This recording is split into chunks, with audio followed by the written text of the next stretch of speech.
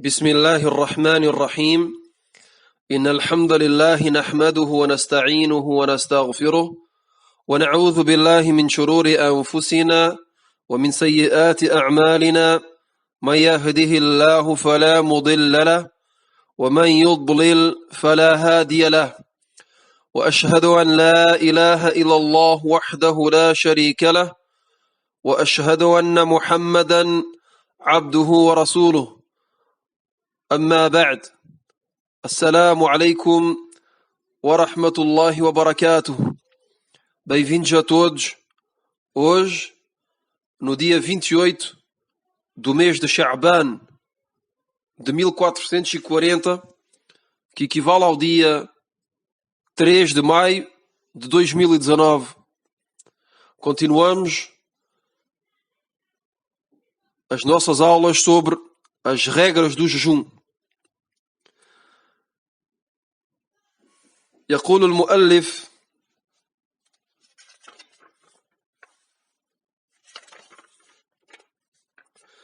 مبطلات الصوم. أولا ما يبطل الصوم ويوجب القضاء. وثانيا ما يبطل الصوم ويوجب القضاء والكفارة. O autor diz os actos que invalidam ou que anulam o jejum. Estes actos dividem-se em duas categorias. A primeira categoria são os actos que anulam o jejum e que obrigam a pessoa a completar este dia que foi anulado. A pessoa, depois do mês de Ramadã, completa este dia que foi anulado. E o segundo tipo de actos que anulam o jejum são actos que anulam o jejum e que obrigam a pessoa a completar este dia, a recuperar este dia não jejuado depois do mês de Ramadã, mas também obriga a pessoa a fazer uma expiação. Quer dizer que o que tem a mais é que obriga a pessoa a fazer uma expiação, que é o que se chama al-kaffara. Vemos aqui que há duas categorias de actos que anulam o jejum e que, consoante este acto que a pessoa faz durante o dia do mês de Ramadã, a maneira de o recuperar é a mesma, exceção feita para o segundo caso, que obriga a pessoa a fazer uma expiação. O caso que obriga a pessoa a fazer uma expiação é um só, é um único acto. Então vamos começar pelos actos que anulam o jejum, mas que não obrigam a pessoa a fazer uma expiação, mas unicamente a recuperar este dia que foi anulado. أولا الأكل والشرب عمدا. الأكل والشرب عمدا. O autor diz que o primeiro destes actos que invalidam o jejum e que obrigam a pessoa a recuperar este dia é o facto de comer e de beber de maneira voluntária. E aqui é importante de mencionar de maneira voluntária. A pessoa vê o seu dia de jejum anulado unicamente se comer e beber de maneira voluntária. وأما الناسي فصومه صحيح ولا قضاء عليه لحديث أبي هريرة رضي الله عنه أن النبي صلى الله عليه وآله وسلم قال: من نسي وهو صائم فأكل أو شرب فليتم صومه فإنما أطعمه الله وسقاه. متفق عليه. E a prova do que estamos a dizer é uma narração que foi feita pelo companheiro do profeta sallallahu alaihi wasallam, Abu Huraira, que diz que o profeta sallallahu alaihi wasallam disse: aquele dentre vós que se esquece que está em estado de jejum, que está a jejuar e que come de maneira involuntária ou que bebe de maneira involuntária, então que continue o seu jejum, que continue a jejuar, pois aquele que lhe deu de comer e de beber foi Allah. Este hadith foi relatado por Al-Bukhari e Muslim. Então o autor diz que a pessoa que se esquece que está em estado de jejum e que come de maneira involuntária, o seu jejum está correto. Este dia de jejum é contado como se a pessoa tivesse jejuado, mesmo se tivesse comido ou bebido de maneira involuntária, por esquecimento. Contrariamente à pessoa que o faz de maneira voluntária. A pessoa que come de maneira voluntária ou bebe, o seu jejum é anulado. E a pessoa tem de recuperar este dia não jejuado depois do mês de Ramadã.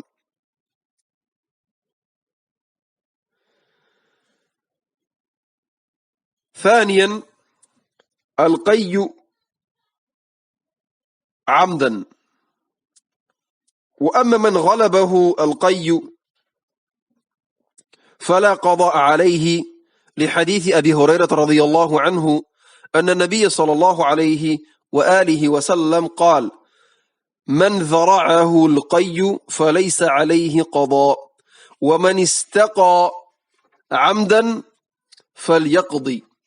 رواه أحمد وأبو داود والترمذي وابن ماجه وابن حبان والدارقطني والحاكم وصححه كذلك الألباني. O segundo acto que anula o jejum e que obriga a pessoa a completar este dia depois do mês de Ramadã é o facto que a pessoa vomite de maneira voluntária. E aqui mais uma vez mencionamos de maneira voluntária. A pessoa que se faz vomitar de maneira voluntária, o seu jejum é anulado. E tem de recuperar este dia depois do mês de Ramadã. Contrariamente à pessoa que vomita de maneira involuntária, sem querer. Por exemplo, sentiu-se mal e vomitou sem querer. Sem procurar a se fazer vomitar a si própria. Esta pessoa, o seu jejum é correto. E este dia é contado como um dia jejuado por esta pessoa e não é obrigatório para ela de recuperar este dia de jejum depois do mês de Ramadã. Então vemos aqui que o dia é anulado, o dia de jejum é anulado unicamente para aquele que vomita de maneira voluntária.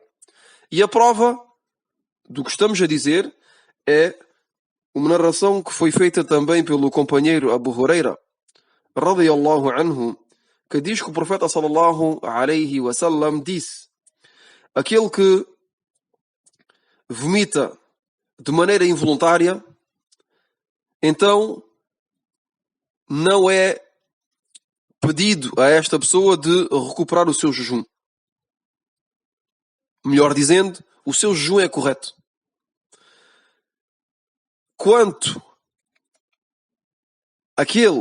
Enquanto que aquele que se faz vomitar de maneira voluntária, então tem de completar e recuperar este dia onde se fez vomitar de maneira voluntária. Melhor dizendo, o profeta sallallahu alaihi wasallam nos diz neste hadith que a pessoa que vomitou de maneira involuntária, o seu dia é contado como um dia de jejum, e aquele que vomitou de maneira voluntária, que se fez vomitar, então o seu jejum é anulado deste dia e tem de voltar a jejuar este dia depois do mês de Ramadã. Este hadith foi relatado por Ahmad, Abu Daud, At-Tirmidhi, Ibn Majah, Ibn Hibban, Ad-Daraqutni e Al-Hakim, que diz que é um hadith autêntico e também o autentificou Al-Albani. ثالثا الحيض والنفاس ولو في اللحظة الأخيرة قبل غروب الشمس وهذا ما أجمع عليه العلماء. O terceiro acto, ou melhor dizendo, neste caso, a terceira situação que invalida o jejum e que quebra o jejum e que anula o jejum é o período e também os lóquios. Esta situação é unicamente para as mulheres que seja o período ou os lóquios. Os lóquios, já mencionámos numa aula anterior o que são os lóquios, que é uma evacuação sanguínea vaginal que sucede ao parto. Depois do parto, uma mulher, quando tem uma criança, há um sangue que sai das suas partes íntimas durante um determinado tempo e esse sangue impede a mulher de jejuar da mesma forma que o período. Então, a mulher que tem o período e a mulher que tem os lóquios não têm o direito de jejuar nem de fazer a oração. E o autor diz que, e é uma opinião, é a opinião da unanimidade dos sábios, que a mulher que tem o período, quer dizer que a primeira gota de sangue desce e sai das suas partes íntimas no último momento do dia, quer dizer, um pouquinho antes do pôr do sol, mesmo que seja só 1 minuto. Então, este dia de jejum é anulado automaticamente e é invalidado, e este dia é considerado como se ela não estivesse jejuado e tem de recuperar este dia depois de Ramadã. Espero que seja bem claro. A mulher que tem o período ou os lóquios, o seu jejum é anulado. E a mulher tem de recuperar este dia jejuado, este dia que não jejuou e que o jejum foi inválido, depois do Ramadã. Mesmo se o sangue cair no último momento do dia, antes do pôr do sol. E como disse, é uma opinião, esta opinião é unanimidade dos sábios tem esta opinião. A unanimidade dos sábios do Islão, da Sunna, tem esta opinião. رابعا إنزال المني في غير الجماع بسبب تقبيل الزوجة أو مباشرتها أو بغير ذلك وأما الاحتلام فهو غير مفسد للصوم. O quarto acto que invalida o jejum é o facto que o esperma saia. A saída do esperma invalida o dia de jejum. Mas há uma condição. Tem de ser provocado. Esta saída de esperma tem de ser provocada por exemplo, o facto que haja beijos entre os dois, entre o casal, por exemplo, derivado a beijos, ou derivado também o facto que o casal se toque, o marido e a mulher se mexam, e que, derivado a isto, o esperma saia. Se o esperma sair derivado a este contacto físico, então o jejum é quebrado, o jejum é inválido deste dia e tem de jejuar depois do Ramadã este dia de novo. E há outra condição, é que não haja penetração. É que não haja penetração. Quer dizer que os dois sexos não se encontrem. É muito importante saber isto também, porque se houver penetração, é o único caso em que tem de haver expiação. Como dissemos no princípio da aula, dissemos que existe um único caso que obriga a recuperar este dia de jejum e ainda por cima a fazer uma expiação. Esse único caso é se houver uma relação sexual e que nesta relação sexual haja penetração. Que haja penetração. Nesse caso, a pessoa tem de fazer uma expiação. Contrariamente ao caso em que haja unicamente um contacto físico, mas sem penetração. Se não houver penetração, quer dizer que o esperma sai, mas sem penetração, então aqui neste caso, derivado, por exemplo, a beijos ou o facto que o casal se toque, neste caso, não é obrigatório de fazer expiação. Unicamente, este dia de jejum é anulado, o jejum é quebrado e tem de recuperar este dia de jejum depois do mês de Ramadã. E quando dizemos que sejam beijos ou que seja tocar, podemos dizer outras coisas também. Tudo o que faz sair o esperma de maneira voluntária faz anular o jejum. O único caso que não faz que a saída do esperma não faz anular o jejum é no caso em que a pessoa esteja a dormir. No caso em que a pessoa esteja a dormir e que tenha um sono, que tenha um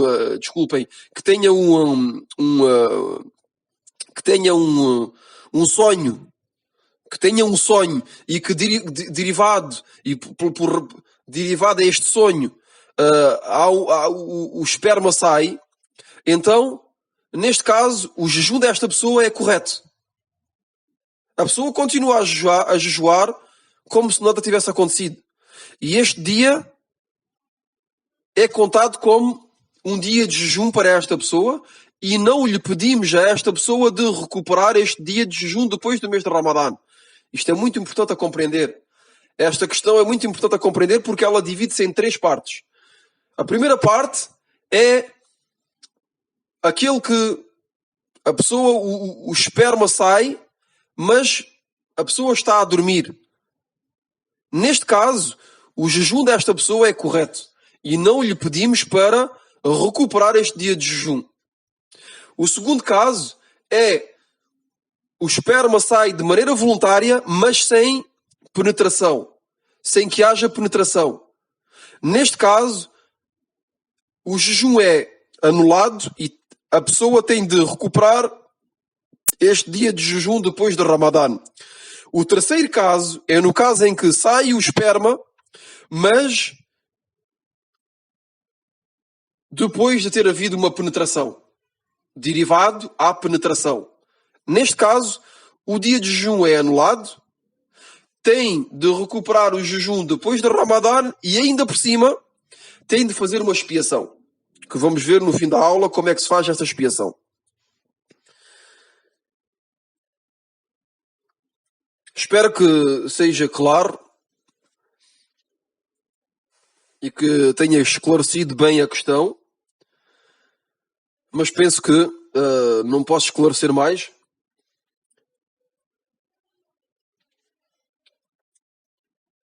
Em relação a esta questão. Vamos agora ver este último caso, que é o caso onde o esperma sai, mas derivado à penetração. Quer dizer que houve mesmo um acto sexual entre os dois, entre o casal, entre o marido e a mulher, durante um dia do mês do Ramadã. Qual é que é a expiação? Vamos ver agora qual é que é a expiação neste caso e o que é que a pessoa tem de fazer. يقول المؤلف ما يبطل صوم ويوجب القضاء والكفارة وهو الجماع فقط.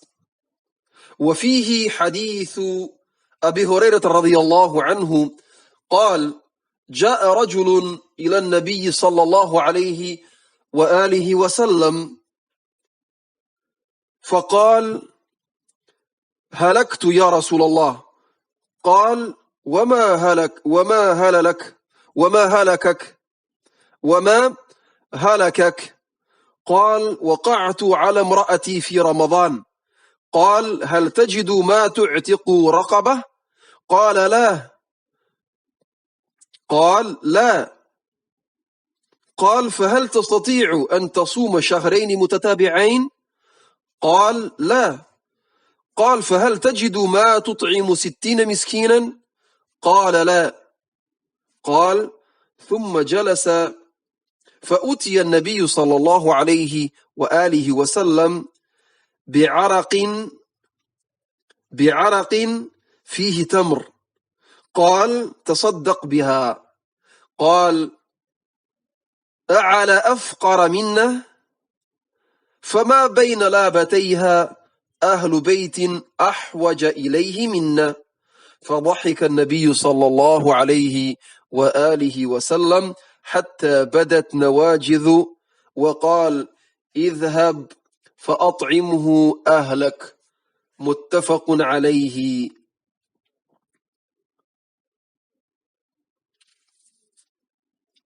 والكفارة تكون على الترتيب المذكور في الحديث عند جمهور العلماء.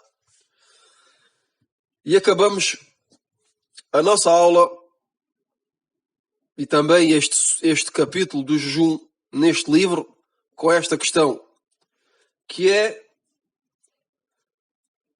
o único caso e o único acto que invalida o jejum e que obriga a pessoa a recuperar o dia, quer dizer, a jejuar este dia depois do mês de Ramadã, e também obriga a pessoa a fazer uma expiação, al-kafara. E este único caso é a relação sexual onde houve penetração. Onde houve penetração. E a prova do que estamos a dizer é uma narração que foi narrada pelo companheiro Abu Huraira, radiyallahu anhu, que diz que conta uma coisa que se passou. Ele estava presente e uma coisa que se passou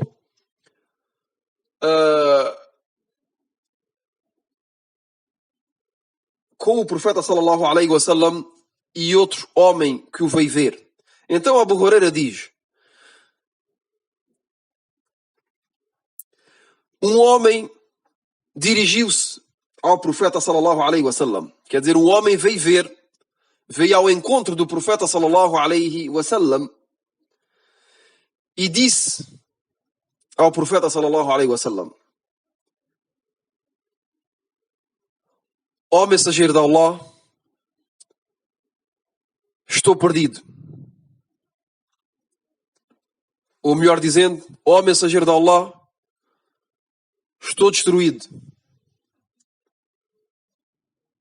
E o profeta sallallahu alaihi wasallam respondeu-lhe: então e porquê?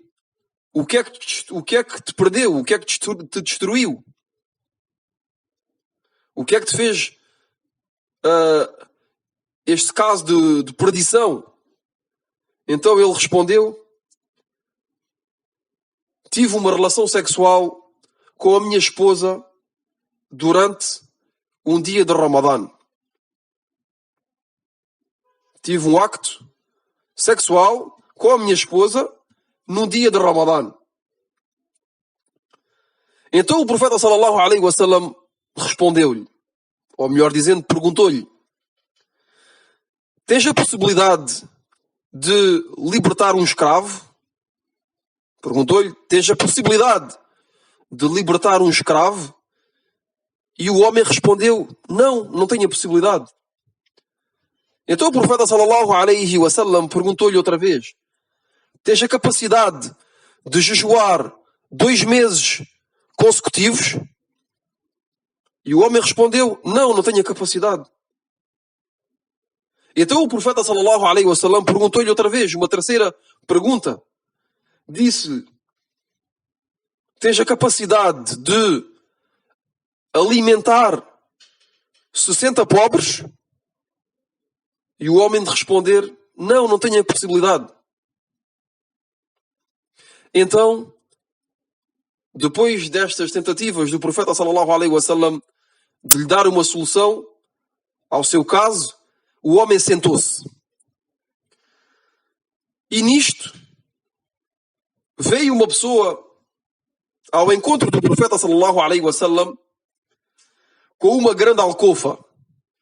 Uma alcofa é uma palavra conhecida em Portugal, sobretudo na zona do Algarve, na zona sul de Portugal. E esta palavra vem da língua árabe, alcofa. Uma alcofa é como podemos dizer uma cesta. Uma grande cesta, um grande cabaz, onde é grande, onde podemos transportar frutos secos, várias coisas. Mas normalmente nós no Algarve utilizamos para transportar frutos secos. Então, esta pessoa veio ao profeta sallallahu alaihi wasallam com uma grande alcofa cheia de tâmaras.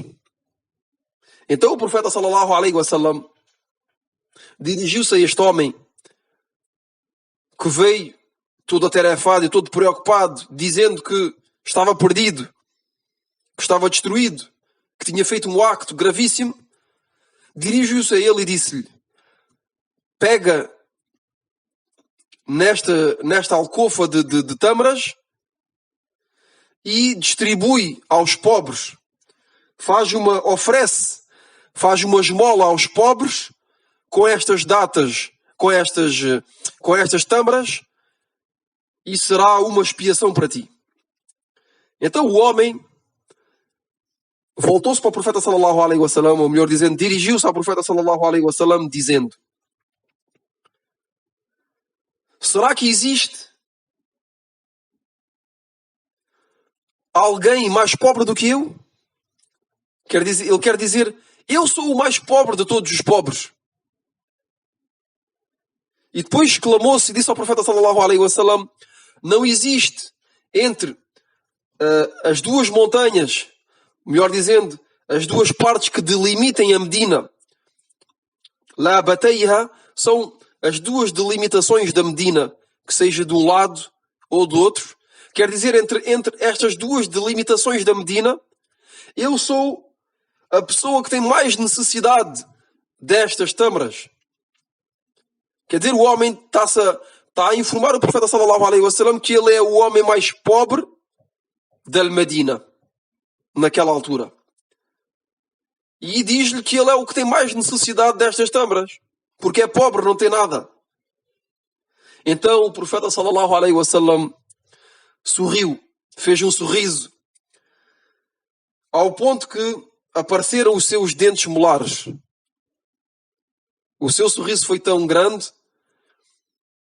que apareceram os seus dentes molares do profeta sallallahu alaihi wasallam, derivado a esta resposta deste homem.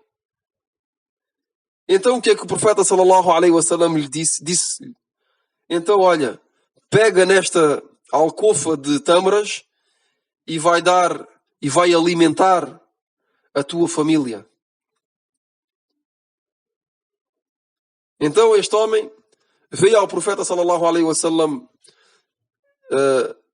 todo atarefado e preocupado, e saiu de perto do profeta sallallahu alaihi wasallam com um cabaz, uma alcofa cheia de tâmaras para dar à sua família. Este hadith, esta narração é muttafaqun alayh, foi relatada por Al-Bukhari e Muslim, e nesta narração vemos que o profeta sallallahu alaihi wasallam lhe disse que a primeira coisa que ele tem de fazer é a pessoa que, ou melhor dizendo, isto é um exemplo e é um julgamento, uma sentença para a comunidade inteira. A pessoa que tem uma relação sexual durante o dia do mês de Ramadã, então tem de fazer o quê? A primeira coisa é de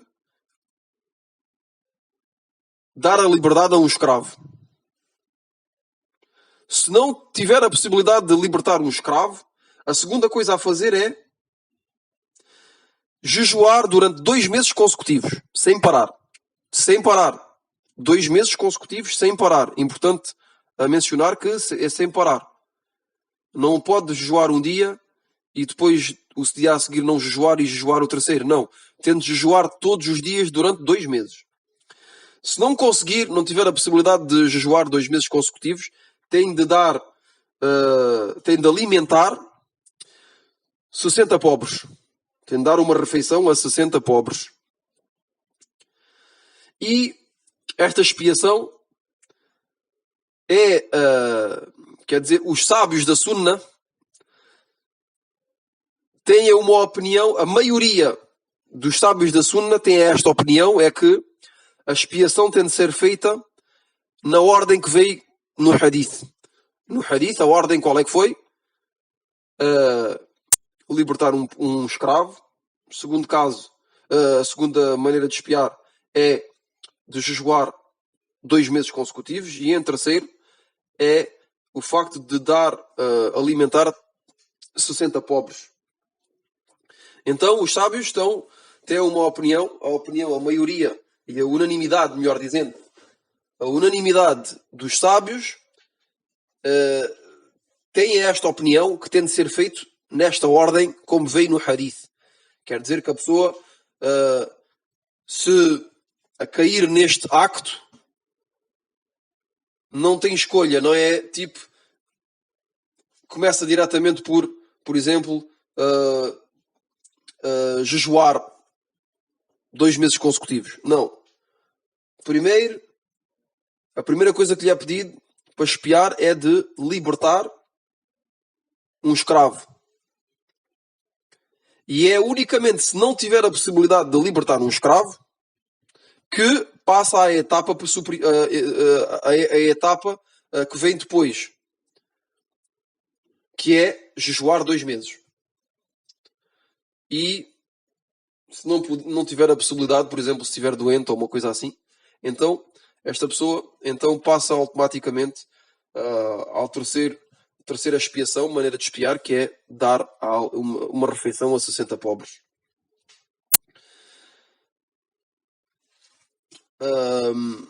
Acabámos assim a leitura deste capítulo do jejum, neste livro que foi escrito para os iniciantes, os estudantes iniciantes na Universidade Islâmica da Medina. Ficamos por aqui neste capítulo. Esperemos que todos tenham tirado benefício e até breve noutra série de aulas, bi'idhnillahi ta'ala. Wallahu a'lam. سبحانك اللهم وبحمدك أشهد أن لا إله إلا أنت أستغفرك وأتوب إليك.